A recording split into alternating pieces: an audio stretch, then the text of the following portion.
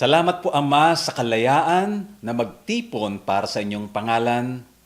Tanggapin niyo po ang aming mga personal na pasalamat, pagpupuri at pagtatalaga sa inyo ng aming pagdiriwang na ito.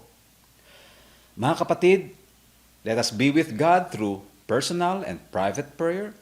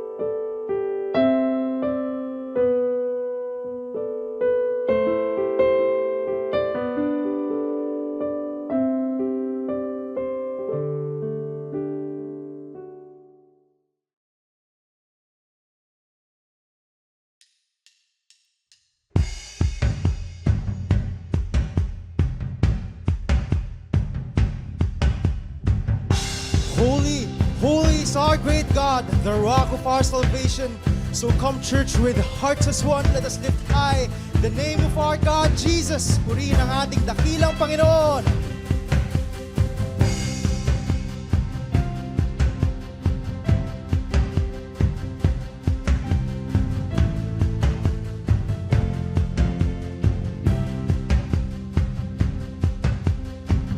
Our God, a firm foundation, our rock, the only solid ground, as nations rise and fall. Kingdoms once strong, now shaken, but we trust forever in your name, in the name of Jesus. We trust the name of Jesus. You are the only King forever. Almighty God, we lift you higher. You are the only King forever. Forevermore, you are victorious. You are the only King forever. Almighty God, we lift you higher. You are the only King forever. Forevermore, you are victorious.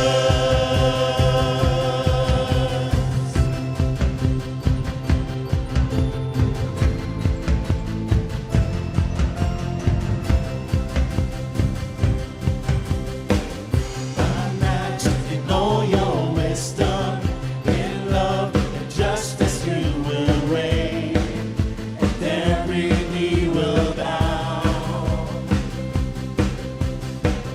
We bring our expectations, our hope is anchored in your name, the name of Jesus.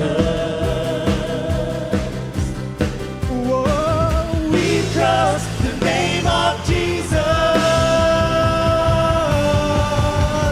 You are the only King forever. Almighty God, we lift you higher. You are the only King forever. Forevermore, you are victorious. You are the only King forever. Almighty God, we lift you higher. You are the only King forever. Forevermore, you are victorious.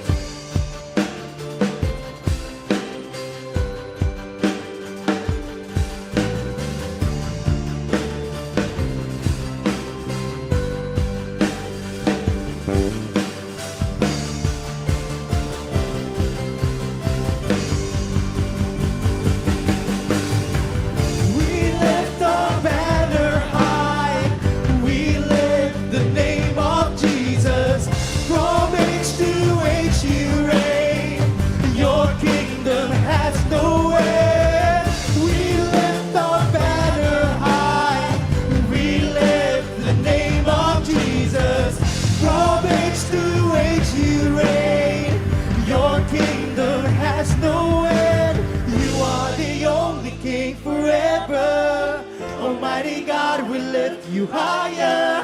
You are the only King forever, forevermore.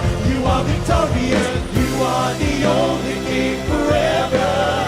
Almighty God will lift you higher. You are the only King forever, forevermore.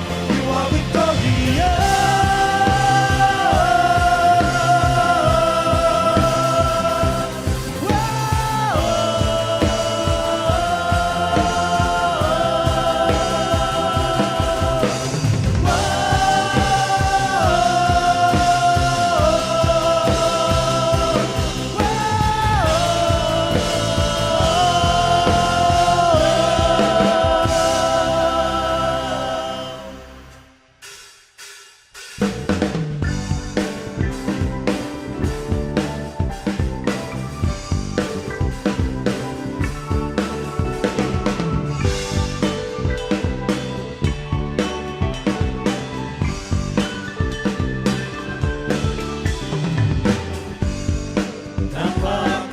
Napakaligaya, walang katulad ang nadarama sa pagsamba sa inyo, Panginoon.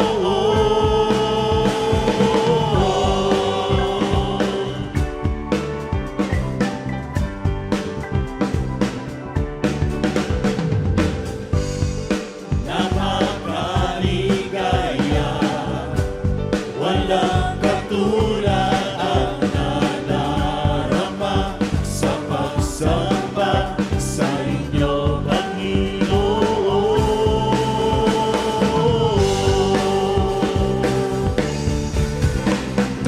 Aawit sa inyo, magpupuri sa inyo, ibibigay ang buong puso.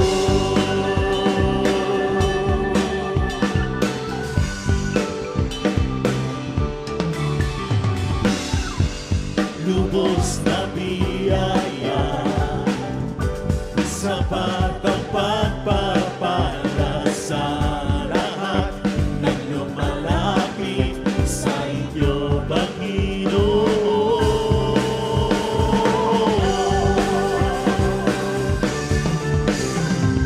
Aawit sa inyo, magpupuri sa inyo, ibibigay ang buong puso. Aawit sa inyo, magpupuri sa inyo, ibibigay ang buong puso. Ibibigay ang buong puso.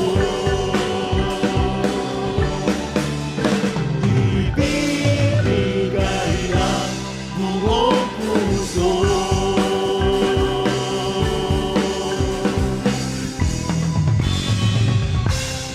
Purihin kayo, aming Diyos na dakila, aming Diyos na pagmahal, aming Diyos na laging nariyan para sa amin sa bawat panahon, sa bawat sandali, O Diyos. Wala kaming ibang ninanais, Panginoon, kung di ang magpasalamat. Magpasalamat sa inyong kabutihan, sa inyong liwanag na binibigay sa aming buhay, sa kapayapaan na kayo'y naghahari sa aming puso, O Diyos, at sa inyong pagmamahal na lagi naming nararamdaman, Panginoon. We desire nothing less but to give to you our highest form of praise, our highest worship. Kasabay ng aming pagbibigay sa inyo ng aming buong puso ay dalangin namin ay patuloy na makita ang inyong pagmamahal, ang inyong liwanag sa aming bawat pagkilos, sa aming bawat salita. Hindi lamang sa aming awit, Panginoon, hindi lamang sa aming pagsasayaw, kundi sa lahat, Panginoon. Ang nais namin ay kayo'y maitaas. May our lives be the purest form of worship to you, Father. Pinupuri namin kayo, aming Ama.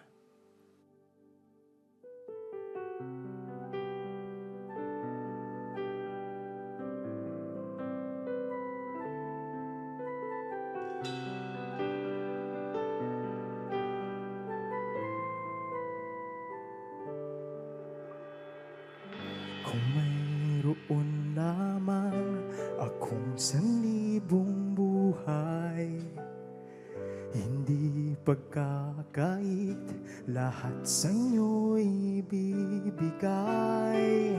Gayon pa man sa'king nag-iisang taglay, ilalaan bawat saglit upang ibigin ka ng walang humpay. Kung mayroon lamang akong sanlibong buhay, hindi pagkakait, lahat sa inyo'y ibibigay.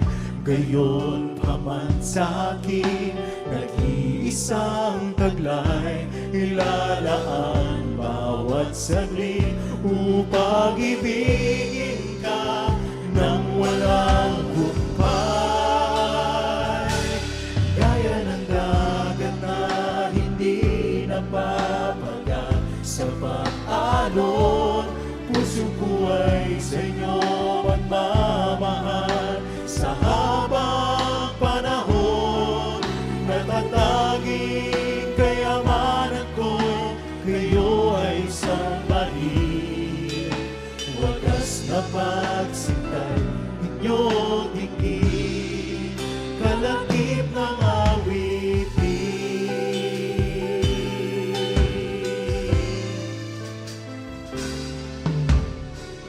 Kung mayroon lamang akong sanlibong buhay, hindi pagkakait, lahat sa inyo'y ibibigay.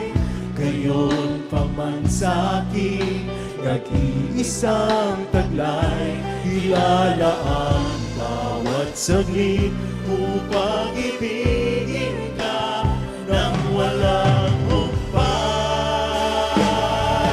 Gaya ng dagat na hindi napapagat sa pag-alon, puso ko ay sa inyo magmamahal. Sa habang panahon, natataging kayamanan ko, kayo ay sambahin. Wagas na pagsintay, inyong tingin, kalakip ng awitin. Gaya ng dagat na hindi napapagat sa pag-alon, puso ko ay sa inyo magmamahal. Sa habang panahon, gaya ng dagat na hindi napapagat sa pag-alon, puso ko ay sa inyo magmamahal. Sa habang panahon, gaya ng dagat na hindi napapagat sa pag-alon, puso ko ay sa inyo magmamahal. Sa habang panahon, natatanging kayamanan ko, kayo ay sambahin. Wagas na pagsintay, inyong tingin, kalakip ng awitin.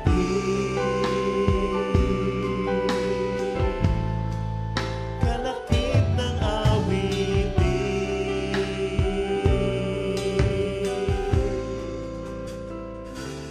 Puso ko ay tanging sa inyo magmamahal sa habang panahon.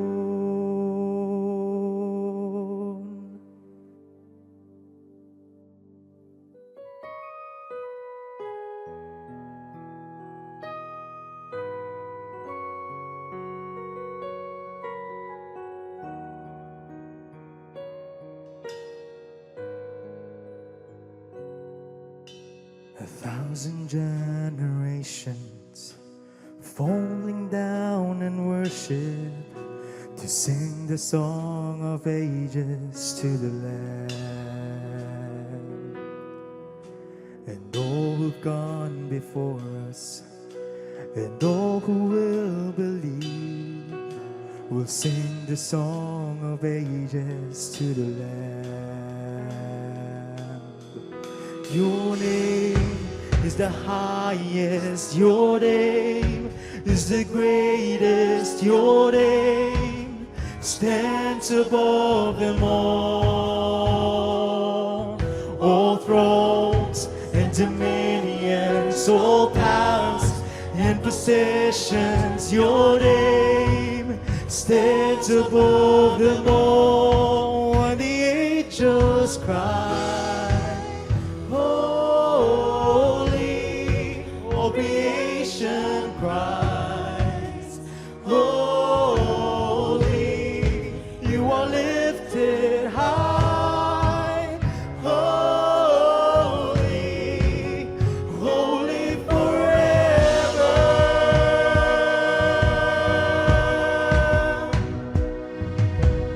If you've been forgiven, and if you've been redeemed, sing the song forever to the Lamb. If you walk in freedom, and if you bear His name, sing the song forever to the Lamb.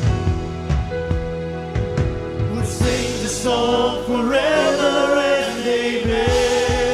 And the angels cry, holy, all creation cries, holy, you are lifted high, holy, holy forever. Hear your people sing, holy, to the King of Kings. Holy, you will always be. Holy, holy forever.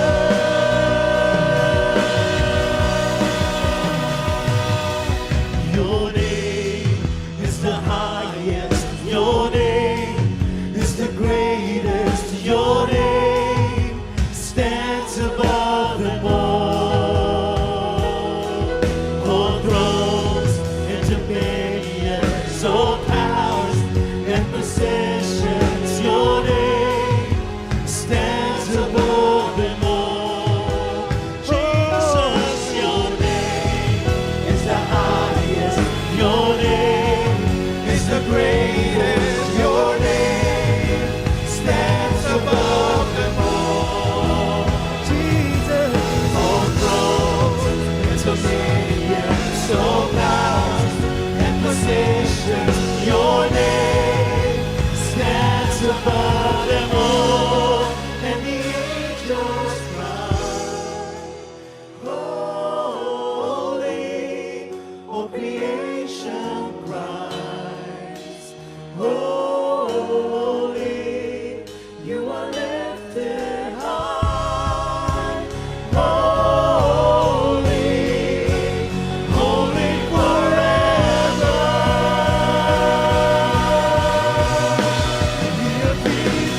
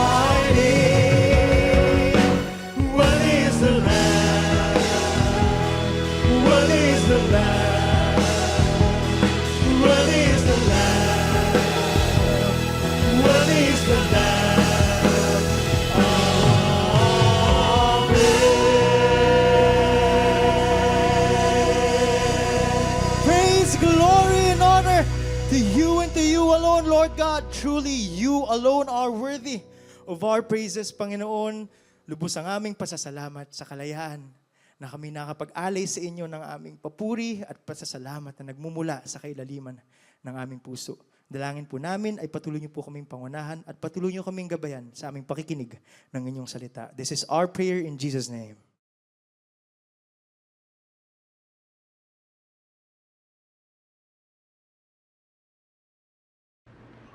It's all about the Lord Jesus, and the Lord is love, and the Lord is about peace. Kapayapaan, katahimikan sa buhay. Napakaraming violence sa ating paligid. Maraming karahasan. At ang mga anak ng Diyos ay mayroong napakahalagang prophetic ministry para ito ay maiwasan, masugpo, o at least mabawasan. Ang pag-aaral natin ngayon, pinamagatan natin, how to prevent violence. Paano ba natin maiiwasan ang karahasan? Lessons from the prophet Elisha. Marami tayong matututunan mula sa napakahalagang propetang ito tungkol sa pag-iwas sa kung ano-anong gulo at mga sakit sa buhay dahil sa karahasan. Salamat, Panginoon, dahil kayo po ay laging nakatunghay sa aming buhay. Lagi kayong nakaantabay sa amin, tinuturuan kami, tinutulungan, itinutuwid upang ang buhay namin mapabuti. Sa sandaling ito, Panginoon, nais naming matuto mula sa inyo. Kayo po ang maging tagapangaral. Forgive us our sins, cleanse us, enable us, O Lord, to see your face, to hear your voice. Father, be our preacher. Heal us, empower us. In the name of Jesus, we pray with thanksgiving. Amen. Amen. Napakainam na pag-aralan ang mga kabanata noong unang panahon kung saan ang mga propeta ay nagpahayag ng kalooban ng Diyos para sa mga tao. 2 Kings 6:8-10. Time after time, when the king of Syria was at war against the Israelites, he met with his officers and announced, I have decided where we will set up camp. Each time, Elisha would send this warning to the king of Israel. Don't go near there. That's where the Syrian troops have set up camp. So the king would warn the Israelite troops in that place to be on guard. Ang Israel, laging may giyera. Laging may kaaway. At natural lang dahil maraming grupong nag-aagaw-agawan sa kaprasong lupa. At noong panahon na atin ngayong pinag-aaralan, si Elisha yung propeta. Yung mga malalakas na mga sundalo ng Syria, kapag nagbabalak sila na dito sila magkakampo, doon sila hihimpil, nalalaman ni Elisha na propeta. Pinasasabihan niya ang hari, huwag ka doon magpadala ng mga sundalo mo dahil nandun yung mga Syrians. Huwag kayo doon dumaan dahil matatambangan kayo. Yun ang napakahalaga niyang ministry. Iniiwas niya ang magkabilang panig na magkatagpo at magsalpukan. The prophet was a blessing to Israel even at war and even for warfare, though he was not a soldier. So the blessing he brought was prevention of encounter, of violence, the prevention of bloodshed on both sides. Napakarami kasing namamatay sa digmaan. Maraming babae ang nagiging balo, maraming mga ina, mga magulang ang nawawala ng anak, at maraming mga bata, mga anak ang nauulila. Dapat maiwasan ang di naman laging kailangan, at in fact kahit kailan na hindi kailangan, na patayan. At yan parang meron tayong mga matututunan, mga kapatid, how to prevent violence according to Elisha.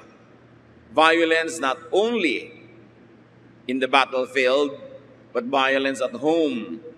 Violence in our very social circles. Unang-una, nakita natin dito, be committed to peace. Be committed to non-violence. Kailangan tayo, lalo ang mga anak ng Diyos, ay malinaw sa atin na ang ating goal ay kapayapaan, hindi gulo. Magkasundo-sundo, hindi mag-away-away. Magkaroon ng katahimikan, hindi yung lagi tayong manalo. Kasi pag gusto natin laging manalo, may matatalo. At yung natatalo, laging gaganti. At pag gumanti yung natatalo, simula na naman ang gulo. At pag magulo, may mananalo uli, may matatalo na naman, walang katapusan. At ganoon din kumisan sa mag-asawa. Sa kagustuhan ng lalaki o ng babaeng manalo, sa kanilang awayan, sa kanilang mga salitaan, sa kanilang mga tunggali, laging may natatalo na naghihintay lang na makaganti. Nagtatanim ng sama ng loob. Ganun sa mga magkakapatid. Ganun sa magkakaibigan.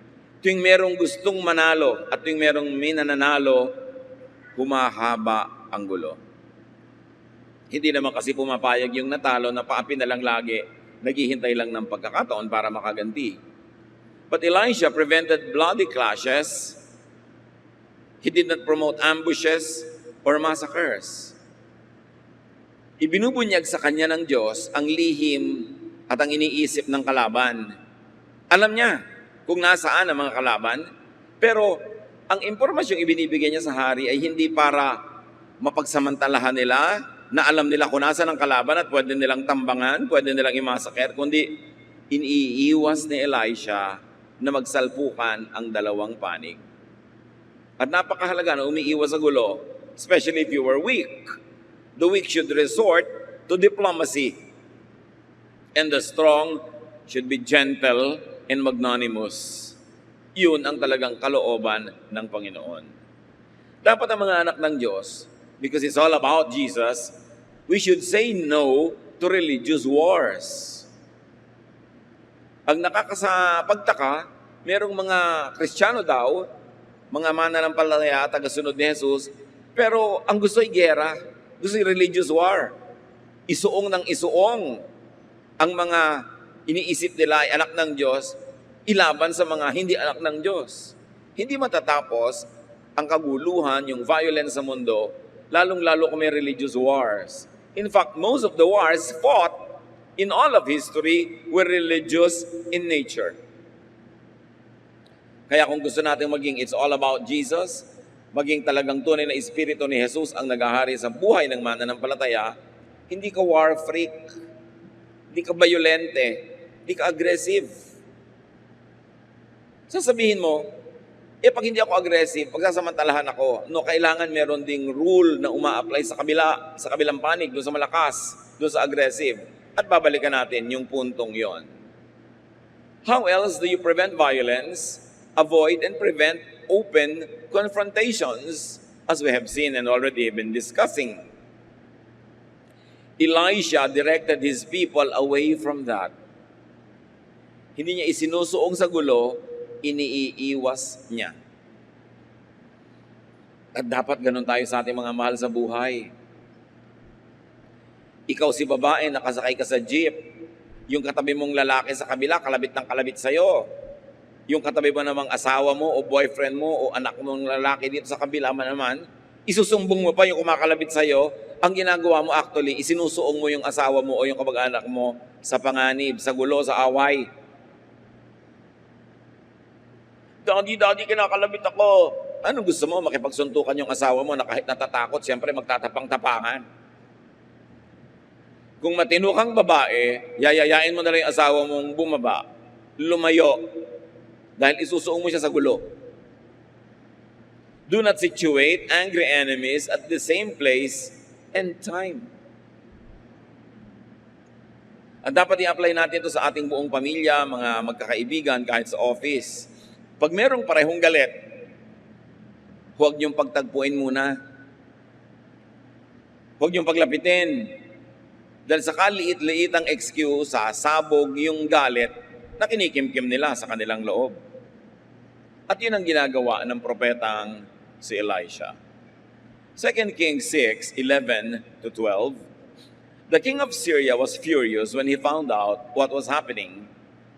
Nalaman ng hari ng kabila, nabistado pala ng propetang si Elisha ang mga plano nila. Or hindi pa niya alam, at this point, na si propetang Elisha ang dahilan, pero alam niya na nalalaman ng kabila ang kilos nila, kaya nagalit siya. He called in his officers and asked, which one of you has been telling the king of Israel our plans? None of us, your majesty, one of them answered. It's an Israelite named Elisha. He's a prophet, so he can tell his king everything, even what you say in your own room. Sabi, hindi naman po kami yung nagsasabi sa kalaban kung anong plano nyo.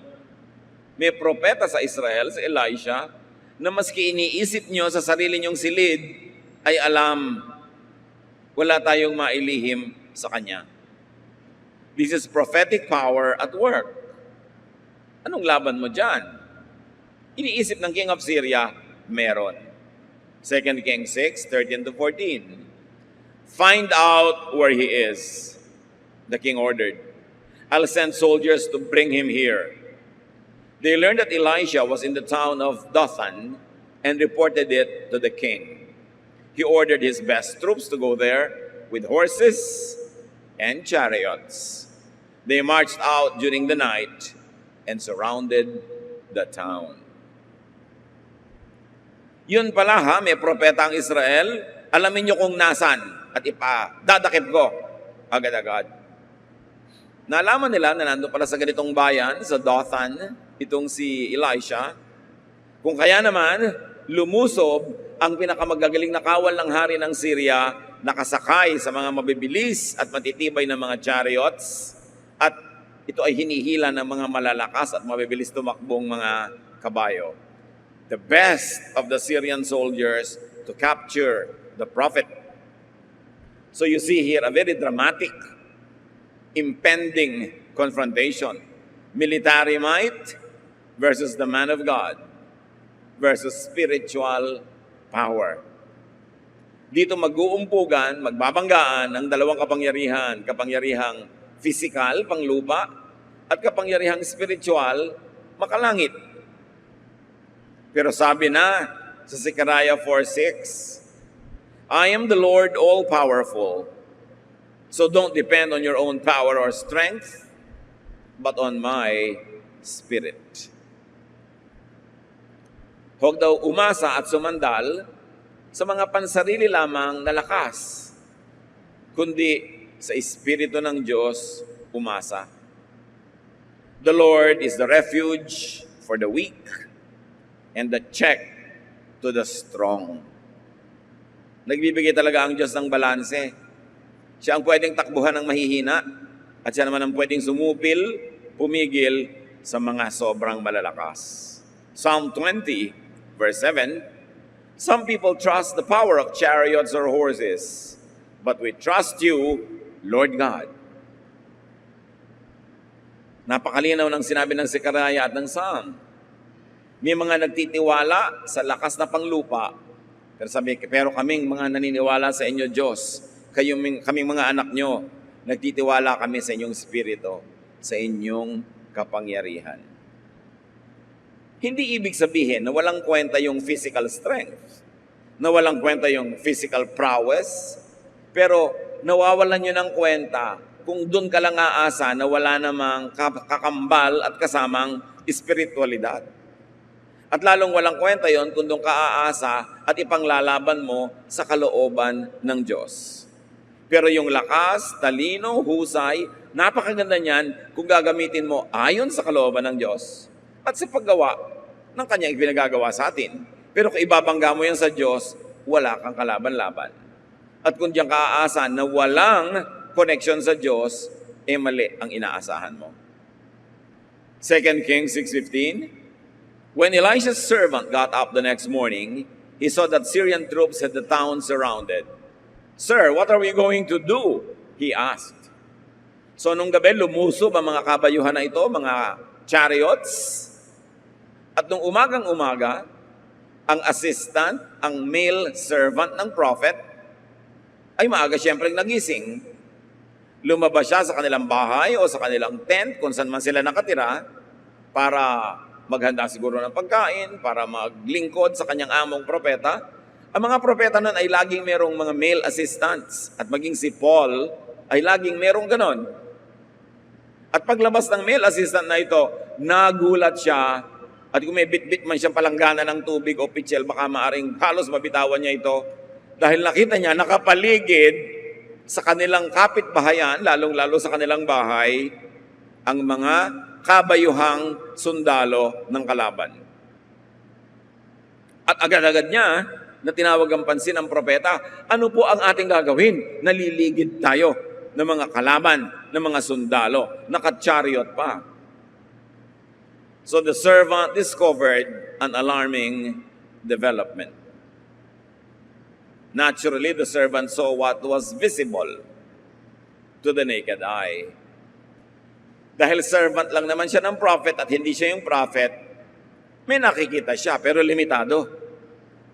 Ang nakita niya, yung physical reality, natakot tuloy siya. The servant was gripped with fear and therefore expressed his concern. The mighty Syrian elite troops surrounding the town. When you look at and when you see only what is normally visible, you could have much to fear or to worry about. Pag ang tinitingnan lang natin, tinititigan, pinapansin ay yung nakikita ng mata, marami talagang nakakatakot. Pag nilimitahan natin ang ating sarili sa human reason, sa practical, sa visible, maraming nakakatakot sa buhay. What the naked eye sees could scare you. Meanwhile, may iba pa bang realidad na dapat makita bukod sa nakita ng servant? Kaya nga may servant, may prophet. Iba yung prophet at iba ang nakikita ng prophet. 2 Kings 6:16 to 17. Don't be afraid, Elisha answered. There are more troops on our side than on theirs. Then he prayed, Lord, please help him to see. And the Lord let the servant see that the hill was covered with fiery horses and flaming chariots all around Elisha.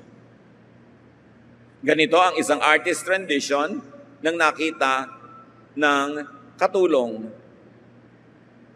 Sabi ng propeta, Panginoon, marapatin mong makita nitong aking assistant ang dapat niyang makita para hindi siya matakot.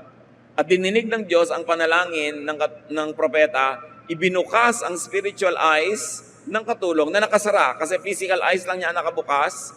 At nakita niya, nililigiran sila, pinaliligiran, ipinagtatanggol ng mga naglalagablab ng mga kabayuhan at mga chariots at mga anghel.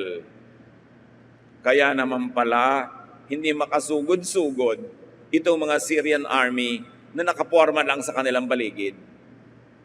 Hindi maka-advance. Sila pala'y naliligid ng proteksyon ng Diyos. At dahil ang ipinadala ng Syria ay mga horses and chariots, edi ganung itsura din ang ipinadala ng Diyos. So kung ang ipinadala dyan ay mga tangke, edi tangke din ang ipapadala ng Diyos. Kung ang ipinadala dyan ay anuman, yun din ang ipapadala ng Diyos. Tinutumbasan at inihigitan. The difference between prophets and common people is that prophets see. Prophets perceive. At doon mo malalaman ang isang palatandaan kung ang isang propeta ay totoo.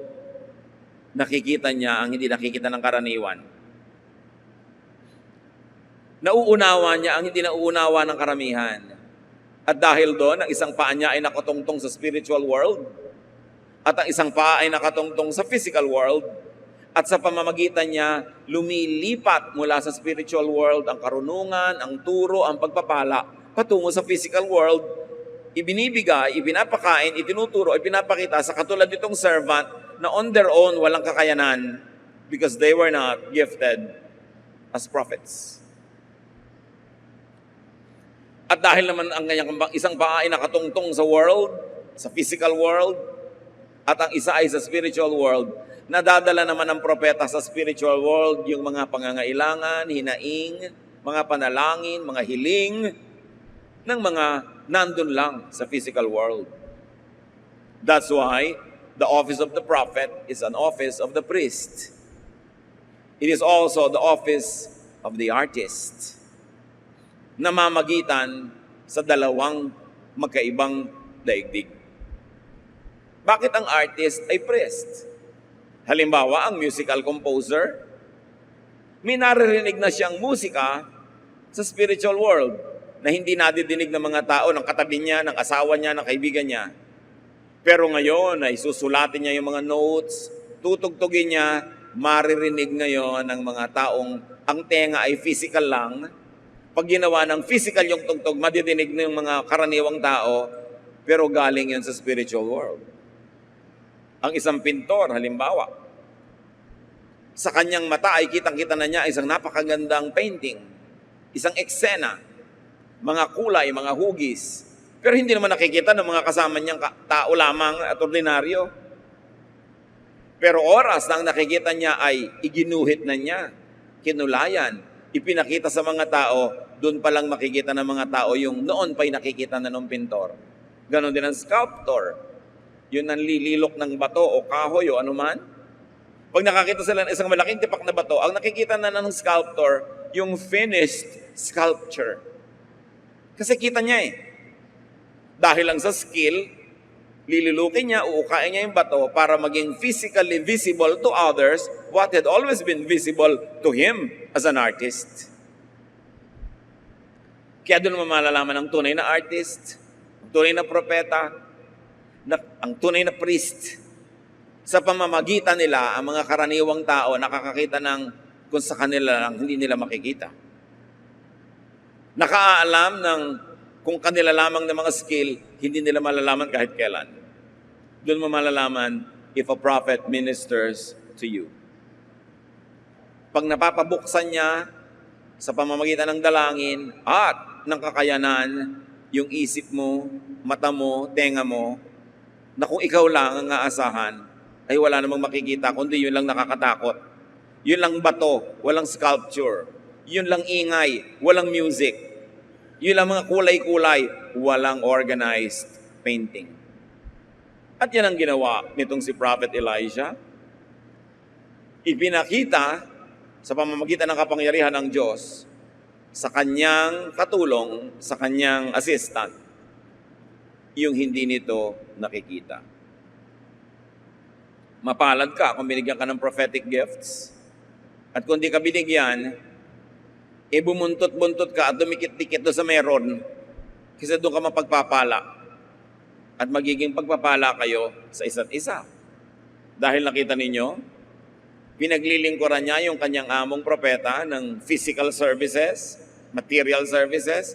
Aba, ang ibinibigay naman sa kanya, spiritual blessing. Nakakita siya ng mga anghel na kahit ano pang pagsisirko-sirko ang gawin niya sa buhay, hindi mangyayari kung hindi sa tulong ng propeta. But what is important to remember here is that the man of God is more than adequately protected. So Elijah calmed and assured the worried and the scared servant. He prayed that his servant could see what was invisible to the naked eye. Spiritual leaders, when they are genuine, see both sides. They straddle both worlds. This is a sign of real and genuine giftedness. So the servant saw the flaming horses and chariots surrounding and protecting the prophet. And because he was on the side of the prophet, pati siya, meron na rin protection. Kaya naman pala, hindi makasugod, hindi makatuloy, hindi makapanakit, at hindi makapangdakip itong mga Syrians na ito. Though they had horses and chariots, the number of those that God sent to protect the prophet was so much superior, so much more than those that were sent by the king of Syria. The invisibility of God's protection does not mean absence of it. It does not mean it is non-existent. Kung di man natin nakikita lagi ang proteksyon ng Diyos, hindi ibig sabihin ay wala.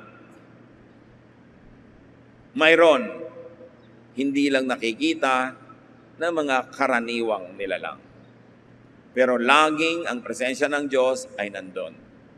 Laging ang proteksyon niya ay nandun. Kailangan lang na makita mo, at kung hindi mo nakikita, maramdaman mo, at kung hindi mo pa rin nararamdaman, ipakita at iparamdam sa iyo ng mga nakakaramdam para mapayapa ang iyong loob. Para matahimik ang mga takot at pangamba. Battles have moral and spiritual dimensions. Make sure you fight on God's side. Now, the moral issue here is not Syria's war with Israel. Natural lang na makigera naman ang Syria because of national interest. Kasi yung lupain din niya, pinapangalagaan din niya, ayaw din niyang basta-basta na lang ibigay sa iba. Hindi yun ang issue. The issue is Syria's military being used against a non-violent man of God. Yun ang tunay na issue. Mga sandatahang lakas, ginagamit sa isang wala namang sandata at wala namang physical lakas na propeta. But God protects His prophets and His anointed ones. Isang bagay na hindi natin dapat limutin kahit kailan. Hindi pinababayaan ng Diyos ang mga tunay niyang hinirang. Psalm 105:15, do not touch my anointed ones. Do my prophets no harm. Malinaw ang utos ng Panginoon. Huwag mong kakantiin, huwag mong gagalawin, huwag mong sasaktan ang mga hinirang niya. Or, according to the contemporary English version, the same verse, don't touch my chosen leaders or harm my prophets. Now, this verse and other similar ones refer to definite prophets of the Old Testament. They refer to definite kings and leaders called and chosen by God. Linawin natin ito. Hindi ko mo religious leader in any place, anytime, prophet na nga according to definition. Kahit tinatawag niya ang sarili niya na prophet. Diyos lang ang nakakaalam kung sino ang tunay niya mga prophets. Kung sino ang mga tunay niyang hinirang. At yun ang may protection. Kasi alam niyo kung bakit ko ito nililinaw. Marami nagtatanong sa akin kahit sa Facebook. Meron silang mga religious leaders na sobrang abusive. Talagang abusive. Hindi ka mapamaniniwala na abusive. Tapos sinasabi niya, huwag niyo akong babanggain, huwag niyo akong kakalabanin, huwag niyo akong sasalungatin. Dahil sa mga verses na ito, that God protects His anointed ones. Yes, it's true. God protects His anointed ones. Pero true ba na yung abusadong leader na yon ay anointed nga? O siya lang ang may guni-guni na anointed siya? Yun ang dapat natin paghiwalayin, yung dalawang realidad. Hindi ko mo religious leader ay anointed. At hindi lahat ng anointed ay religious leaders. At hindi ko mo leader ka, Diyos lang naglagay sa iyo doon. May inilalagay ang Diyos at merong siya lang ang nagsiksik sa sarili niya para malagay siya doon. Dapat nating i-protect ang mga mananampalataya from the abuse of those who style themselves as prophets and then exploit the people. At pag sinasabi sa Bible na do not touch my anointed ones, those were actually referring to real people, prophets and kings of the Old Testament. While there are still true prophets today, nobody really knows for sure who and where they are. So suriin mo, bukas ba ang mata niya? Nabubuksan ba niya ang mata mo sa hindi mo nakikita? Nadidinig mo ba through him or her ang hindi mo nadidinig sa iyong sarili lang? Baka nga siya ay gifted with prophecy. Pero huwag basta-basta ibinibigay ang title na to kahit kanino na lang, lalo't nakakakita ka ng mga babala, mga senyales na abusive siya. At sinasamantala niya ang kanyang religious office. This could be so gravely abused by pursuers, by pretenders, by fakes, by false prophets, by just any religious leader. Balik tayo sa prevention of violence. How do you prevent violence? Even in your own home, in your life. Be as secure as possible. People who feel secure are calm. They do not panic and they do not instantly resort to violence. Pag ang tao hindi insecure, kumbaga ay secure nga siya, pag ang tao ay tiyak sa kanyang sarili, alam niya kung saan siya nakatayo, hindi siya nalilito. Pag ang tao ay nakakaalam kung ano ang pwede at kaya niyang gawin, lalo't siya ay mayroong lakas naman, may kakayanan, hindi siya madaling magalit. Hindi siya aggressive. Hindi siya lagi na naglalakas-lakasan, nagsisiga-sigaan, kasi hindi niya kailangan. Kasi alam niya kung sino siya. And that was why Elijah was calm. He knew that he was blessed and protected by God. There's no reason to be overly aggressive or even to be overly defensive. Relax lang siya kasi alam niya kung sino siya at alam niya kung sino ang Diyos niya. Sa buhay natin mga kapatid, work at being secure. Marami mga tao insecure kasi ignorant. Hindi nila alam ang mga bagay-bagay kaya nagtatapang-tapangan, nagagalit-galitan para huwag mong matanong dahil baka malaman mong di niya alam. Maraming mga tao insecure about their looks. Kaya ayaw nila na natitingnan, nasusuri, napupuna. Ayaw na nabibigyan sila ng mga suggestions kasi nagmumukha silang kawawa, nagmumukha silang hindi marunong. Ito talaga namang hindi sila marunong. Kasi kung tunay kang marunong, alam mo kung anong alam mo at alam mo kung hindi mo alam, pag may nagtuturo sa'yo na hindi mo alam, magpapasalamat ka pa eh. Kaya ang mahirap na kausap na tao, hindi yung successful, kundi yung walang success sa buhay. Madaling kausap, yung mga tunay na mga matatagumpay, mga tunay na marurunong, mga tunay na meron, may kakayanan. Kasi hindi na nila kailangan makipaglabanan eh. Hindi nila kailangan laging patunayan kung sino sila. Ang mahirap kasama yung lagi na lang pinuprove kung sino sila kasi insecure. That's why sa life, sa buhay, gusto nating mas payapa ang buhay. Work at being strong spiritually. And if you can, work at being strong physically, be healthy, be as economically prosperous as possible so you don't have to be insecure and you don't have to overly defend yourself all the time. Do what you can to secure your life so you don't need to panic.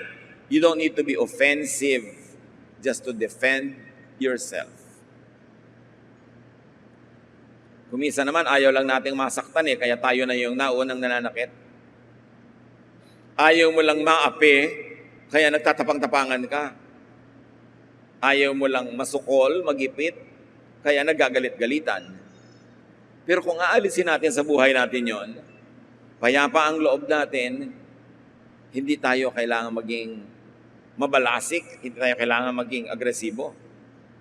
Defensive people usually are also very offensive people. May nasasabi ka lang, galit agad. Kasi may nasasaling, may nagagalaw na amor proprio. Insecure lang pala. So the prophet was secure.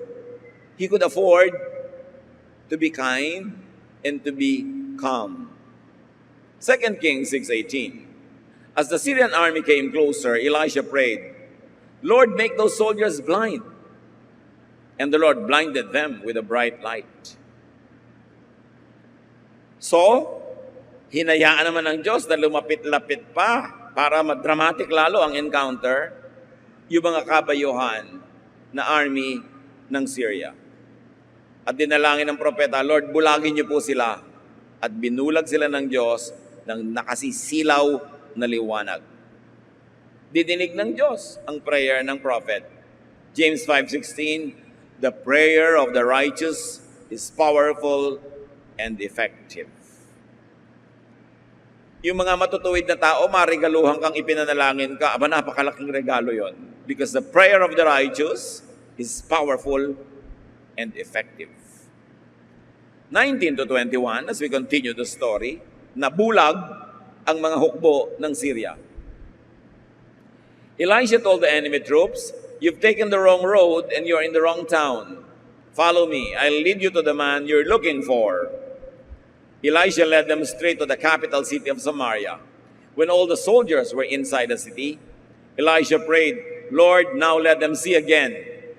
The Lord let them see that they were standing in the middle of Samaria. The king of Israel saw them and asked Elisha, "Should I kill them, sir?" Sabi nitong si Elisha, ang totoo niyan, maling lugar ang pinuntahan nyo at maling tao ang hinahanap nyo. Dadaling ko kayo sa tamang lugar, aakayin ko kayo patungo sa tamang tao na dapat ninyong puntahan. At palibhas at bulag yung buong mga troops, sumunod sila sa pag-akay ni Elisha doon sa nangunguna at sila ay dinala ni Elisha sa kalagitnaan ng kanilang capital city. Sa loob ng kanilang muog, naliligid ng kanilang mga sariling kawal. At nung ipinanalangin ni Elisha, "Lord, buksan niyo na po ang mata nila," bigla silang nakakita na nawala na silang kalaban-laban dahil nandun sila sa loob ng syudad ng mga Israelites. At sabi ng hari kay Elisha, "Ginoo, ipapapatay ko na ba silang lahat?" Kita nyo, gusto naman agad ng king, violence. Eto na nga naman, no? Corner na corner na nila ang kalaban. May giyera, papatayin na. Pero sabi ni Sun Tzu, yung isang philosopher ng ancient China, the supreme art of war is to subdue the enemy without fighting.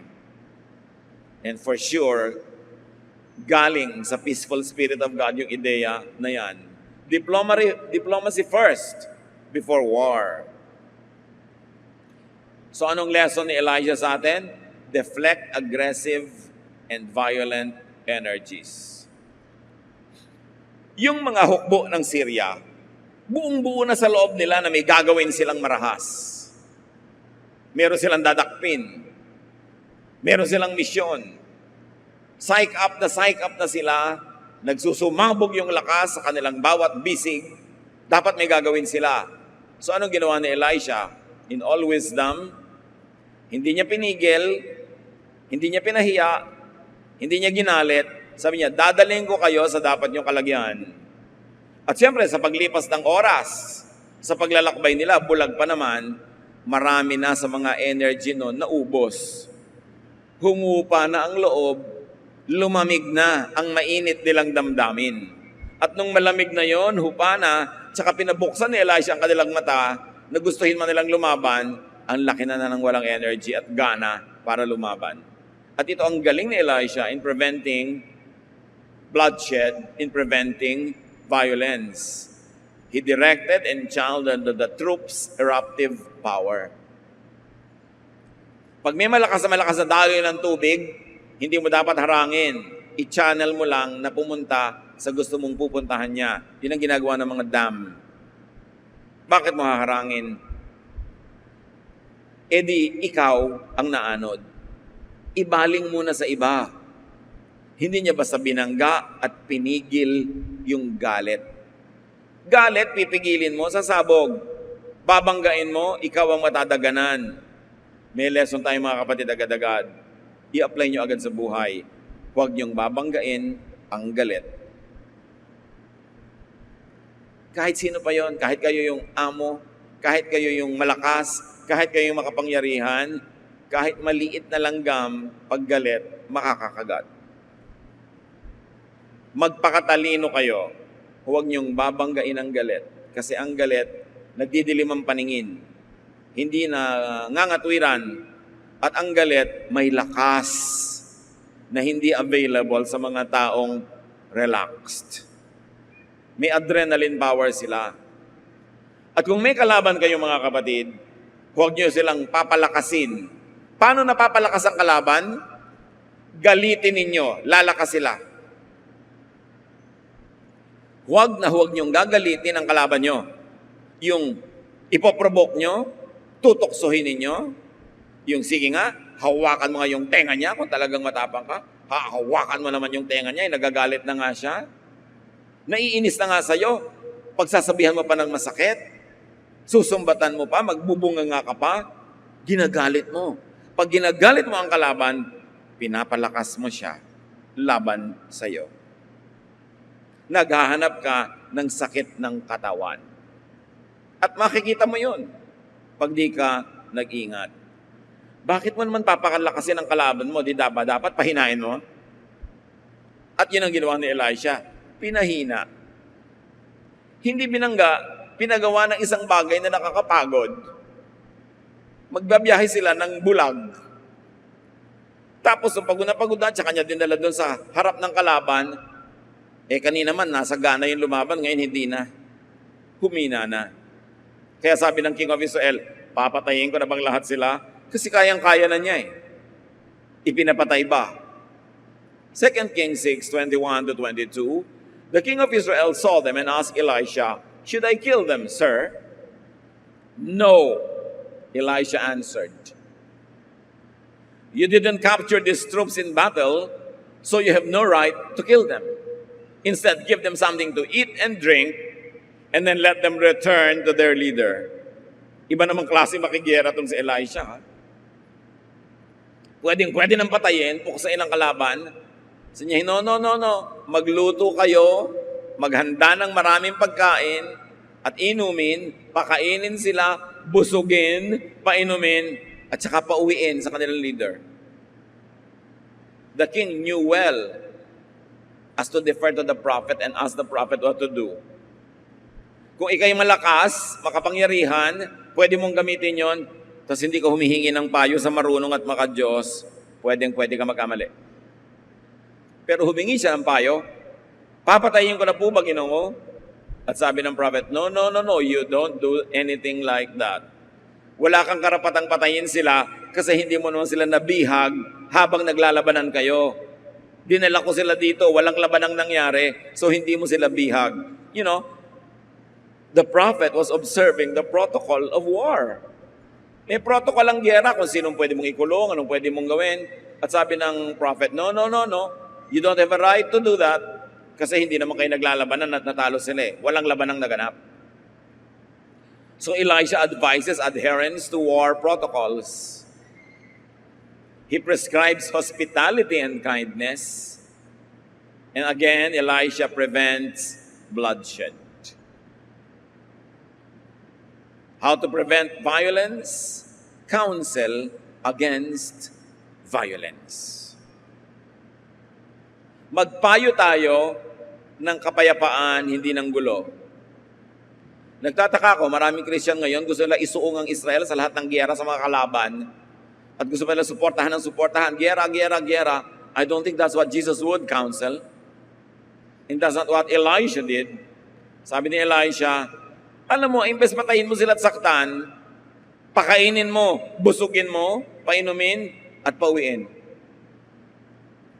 Hindi ginalit ni Elisha yung mga sundalo na pwede nilang patayin, pero magagalit yung hari at yung mga sundalong nandun pa sa kanilang bayan, lulusubin sila. Counsel against violence, especially if it is misplaced, unnecessary, and counsel against violence if it is convertible into kindness. Opportunity to. Sabi ng makikitid ang utak, pagkakataon na natin para sila gantihan at patayin. Pero sabi ng propetang matalino at maka-Diyos, pagkakataon natin para ibahin ang kanilang isip. Palambutin ang kanilang puso, pagkakataon natin para gumawa ng mabuti. Huwag sayangin ang pagkakataon na ito. Alam niyo, ang matatalinong tao, ang pinagkaiba niyan sa hindi matatalino, nakakakilala sila ng golden opportunities. This was an opportunity to put this war to an end, not to add fuel to it. Pwede mo silang patayin. Naka-advance ka ng isang hakbang, pero gaganti lahat ang kalahi niyan, mapapaatras ka ng ilang hakbang. Pero sa hindi mo pagpatay sa kanila para umatras ka ng isang hakbang, pero dahil inalis mo ang galit nila, pinalambot mo ang puso, aabanti ka ng maraming hakbang sa kapayapaan. 2 Kings 6:23, the king ordered a huge meal to be prepared for Syria's army. And when they finished eating, he let them go. For a while, the Syrian troops stopped invading Israel's territory. Nakita niyo ang diplomacy? Pinakain nila, pinauwing busog.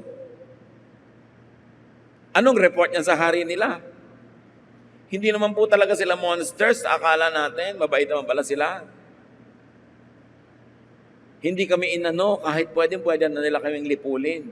Pinakain pa kami, pinainom, binusog, at umuwi kaming ligtas na ligtas. Siyempre, gano'n na lang ang pasalamat ng hari, hindi namatay yung mga elite troops niya. Gano'n na lang ang pasalamat ng mga babaeng ang kanilang asawa ay nandun sa army, ng mga anak na mauulilan na sana. Gano'n na lang ang pasalamat ng lahat na wala sila ng lakas na makipaggera kasi natanggal ang galit. Gusto mong manalo sa biyenan mo? Alam mo ang sagot. Magsip-sip ka. Pakanin mo, painumin mo, i-shopping mo, dali mo sa spa. Ipagawa mo ang ilong, ipagawa mo ang pisngi.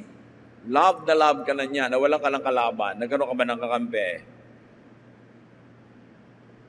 The king complied. The enemy was softened by kindness. Brothers and sisters, magpakatalino. Soften aggressive people with gentleness. Elisha's deed was spiritually superior. Hindi pumatol, hindi nakilevel. It was such a class act. May class. Hindi nakipagkalmutan. Hindi nakipagbangayan. Tinanggalan niya ng lakas para lumaban sa kanya. So mga misis na inaagawan ng kerida, pupuntahan nyo, susugurin nyo, hihiyain nyo sa office. Do you think mababawi nyo asawa nyo sa ganong paraan? Dapat meron kayong ibang tactic. Diba? Hindi na nanalo yung nanggagalit. Lalo sa asawa. Ba't nyo naman gagalitin ang sarili nyong asawa? Anong mapapala nyo na galit siya sa inyo? May papa ka. Ang hirap-hirap na nga magkapapa. Gagalitin mo pa. O meron kang mommy. How many toads must you kiss in search of your prince? Siguro pag above 30 ka, 35, ang dami mo nang nahalikang palaka na inaasahan mong magiging prinsipe, pero hindi, palaka lang pala talaga. Nagkakulugo ka pa. Kahahalik sa palaka. Tapos ngayon, nagkaroon, gagalitin mo. Galit na nga sa'yo, lalo mo pang gagalitin, talo ka dyan. Magpakatalino. Matuto kay Elisha. Turn violent energies into kind deeds. Yours and other people's kind deeds. Mga kapatid, pag galit kayo, ang dami niyong energy, baliktarin niyo, gamitin niyo sa paggawa ng mabuti para kayo manalo. Kundi man dahil banal kayo, dahil kayo matalino. Gagawin niyo kung anong tama. Proverbs 25, 21 to 22. If your enemies are hungry, give them something to eat. And if they are thirsty, give them something to drink. This will be the same as piling burning coals on their heads. And the Lord will reward you. Sabi, galit palang kaaway nyo, pakainin nyo, painumin nyo. Parang naglagay kayo ng mga nagbabagang mga apoy o nag-aapoy na baga sa kanilang mga ulo at kayo'y may gantimpala. Akala nung iba, sasadistahin mo yung kalaban mo pag susunungin mo ng apoy para siya masunog. May pinanggagalingan kasi itong salitang ito that must be understood culturally. Wala namang posporo nung araw. Walang lighter. Walang mga automatic na mga apoy. Walang baterya. Paano ka ngayon magluluto ka? Paano kung magsisindi ka ng kalan? Magsisindi ka ng oil lamp? Saan manggagaling ang apoy? Bawat bahay, merong isang parang maliit na kalan na abo na laging meron dong baga. Pag mauubos na yun, lalagyan nila ng bagong kahoy para mag-apoy, tapos may baga uli. Wala dapat panahon na mamamatay yung baga na yon. Dapat pinapalitan ng bagong gatong. Para kung kailangan mo ng apoy, merong pagkunan ka ng apoy. Paano kung burara ka ngayon sa buhay at namatay ang apoy? Pupunta ka ngayon sa kapitbahay, kakatok ka doon, hihingi ka ng apoy. At ito yung sinasabi dito.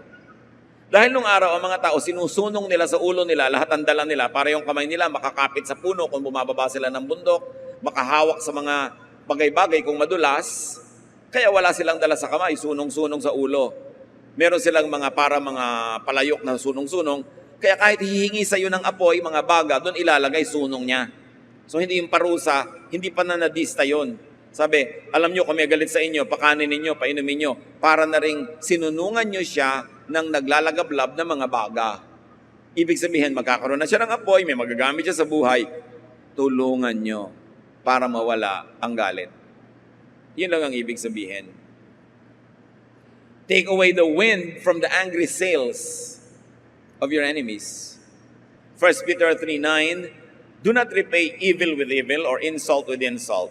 On the contrary, repay evil with blessing, because to this you were called, so that you may inherit a blessing. Huwag suklian ng masama ang masama. Kahit sinuklian nyo at nakaganti kayo, gaganti uli yun. Hindi matatapos ang cycle of violence. Never make people angry. Angry people are dangerous. And angry people are strong. So how do you prevent violence and bloodshed? The best way to beat your enemy is to turn him into a friend. Yun ang tunay na nanalo. Kalaban nyo kahapon, kaibigan nyo ngayon kasi may ginawa kayong tama. Kalaban nyo kahapon, kalaban nyo pa rin ngayon, wala kayo na panalunan. Kalaban nyo kahapon, kalaban nyo pa rin ngayon, pati nadagdag pa yung kaibigan niya at anak niya at makakilala niya, lalo kayo natalo. Elisha used his prophetic gifts and office for peace. To avoid violence, use yours. Ano man ang inyong kapangyarihan, impluwensya, lakas, gamitin nyo para mag-promote ng kapayapaan. Pag may nag-aaway, pagkasunduin ninyo, huwag kayong kumampi-kampi at huwag kayong magsulsol. Kasi lalaki lang ang gulo. The least that you can do is to stay neutral. Lalo ang mga nag-aaway sa pamilya nyo, pareho nyong kapatid, huwag kayo dapat kakampi kahit kanino. Lalaki ang gulo. Be neutral. Lalo nakakatanda ka, magpakatalino.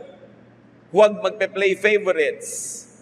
Kahit sa loob mo kuminsan, meron ka ng gustong kampihan, para sa kapayapaan, huwag mo nang ipakita pa yon. Kasi lalaki ang awayan. Apply this in your life. Use your position, your office, your influence to avoid conflicts and to promote peace. Because people who make peace will be called children of God. And you will harvest what you plant. Mga kapatid, ano mga gulo ang nangyayari ngayon sa inyong pamilya? Sa inyong sambahayan? Sa inyong pinagtatrabahuhan? Sa inyong social circle? Sa inyong church? Magdadagdag ba kayo sa gulo? O gagawin nyo ang dapat gawin ng anak ng Diyos na maging agent of peace? Manggagalit ba kayo o magpapahupa ng galit? Ano ang dapat nating gawin para tumahimik ang ating buhay? Napakaraming halimbawa na iniwan si Elisha. Salamat aming Diyos. Dahil kahit napakatagal na naganap ang kwentong ito, marami pa rin katotohanan kaming pwedeng pakinabangan. Turuan niyo kami na maging tulad ni Elisha. Prophet man kami o hindi. Pero pwede kaming pumili ng mapayapa na pamamaraan sa buhay. Pwede naming iiwas ang mga tao sa gulo, pwede namin silang isuong at itulak sa gulo. Pwede kaming magdagdag sa away, o pwede kaming magpahina nito. Turuan mo kami, Panginoon, to prevent violence, to promote peace, para maging tahimik ang mga buhay namin at buhay ng aming kapwa. At makapag-focus kami sa mga bagay na mahalaga, productive, beautiful, loving, and pleasing to you. Pagbulay-bulayan natin mga kapatid ko, anong kahulugan ng mga pinag-aralan natin sa inyo-inyo mga buhay. Be silent before the Lord. Pag-isipan nyo kung paano yan, at dapat bago kayo umalis sa bulwagang ito, meron na kayong pasya kung paano kayo magiging agent of peace. Kung paano magdadagdag ng kapayapaan at katahimikan sa planetang ito. Lord, guide your people, give us wisdom so we can promote peace.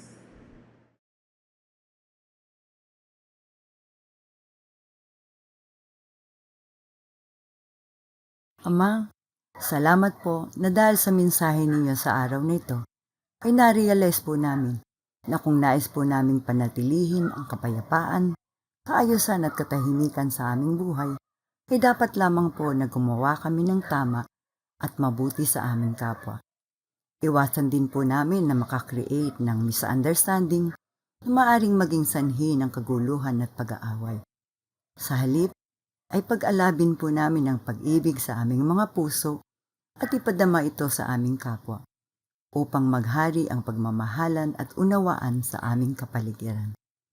Sumandali po kaming mananahimik upang sa inyo man ay maipaabot namin ang aming pag-ibig, pasasalamat at mga personal na panalangin.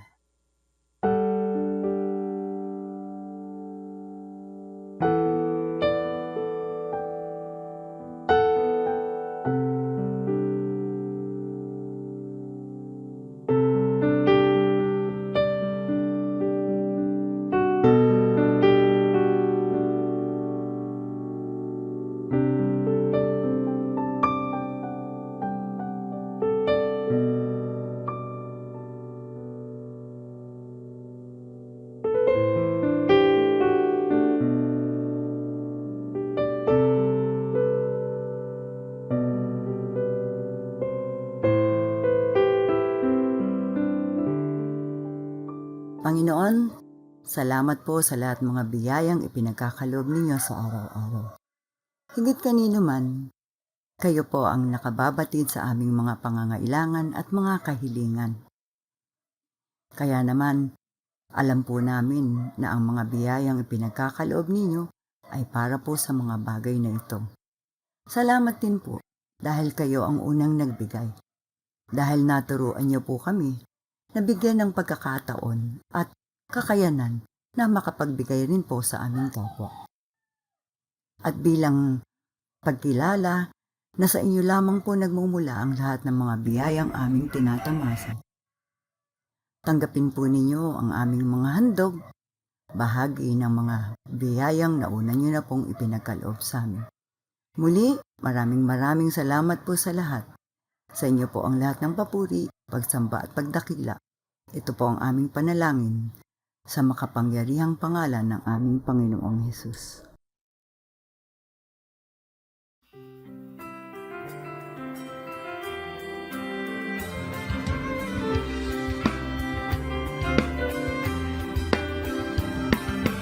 Ating mga kamay, naghahandog tanging alay, mula sa puso ko'y tigil, salamat na hatid. Upang salita niyo ay palaganapin, at alawak ng makalangin na gawain. Tinig na umaawit, pagpapuri ang inihahatid, sa salamat na sinasabi, ang kalagay walang patid.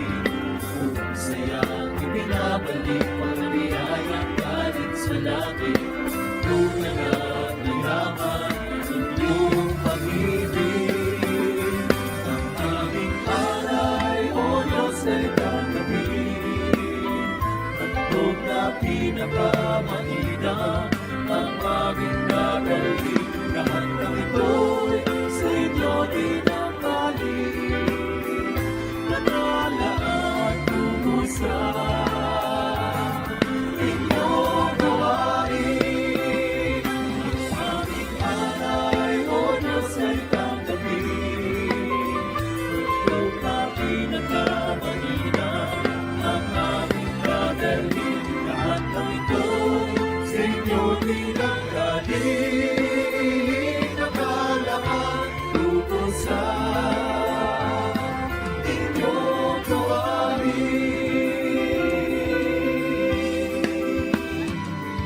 Lumapati sa Diyos na ay likha sa ating handog. Alagang tinulungan siya na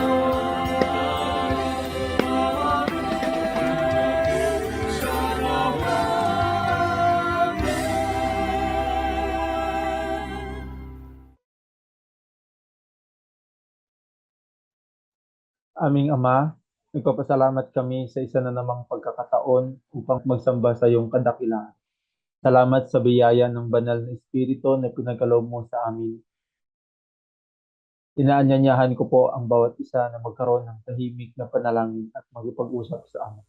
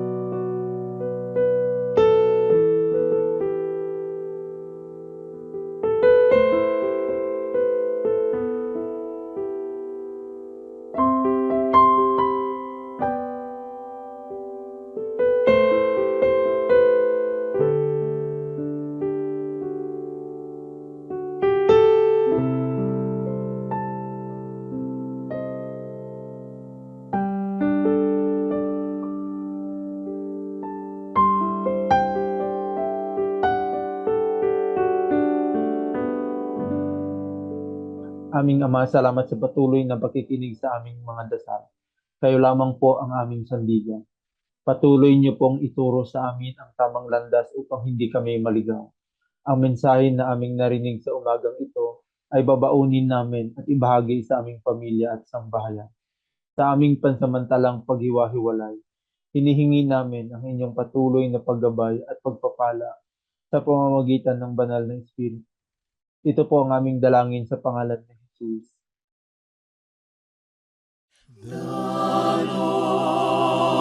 Bless you and keep you. The Lord lift his countenance upon you and give you peace. And give you peace. And give you peace.